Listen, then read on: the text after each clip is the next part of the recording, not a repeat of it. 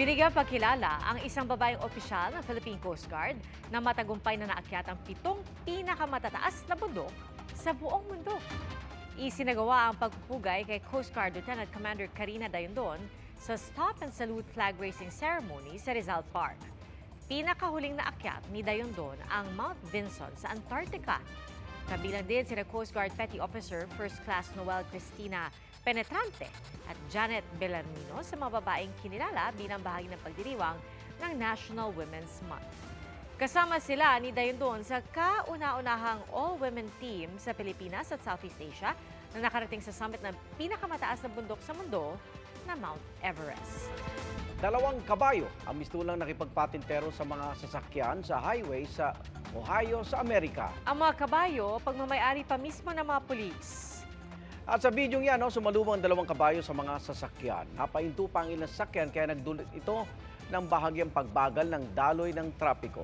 Ayon sa Ohio Police, nakatakas sa kwadra ang 2 kabayo na nahuli rin kinalaunan. Wala naman nasaktan sa insidente. Ika nga ng kanta, magtanim ay di biro. At sineryoso yan ng isang lalaki sa Ilocos Norte. Nagbukas siya ng sariling eskwelahan para magturo po ng pagsasaka.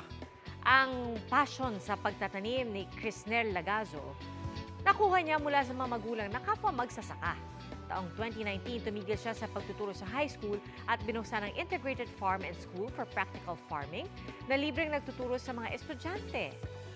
Natututo po ang mga residente sa kung paano magtanim at magpalaki ng iba't ibang gulay. Pati na rin pag-aalaga ng mga hayop at aquaculture. Bukas din ang paaralan sa mga magsasakang gustong matuto ng modernong pamamaraan sa agrikultura. Mga kapuso, sama-sama tayong maging saksi.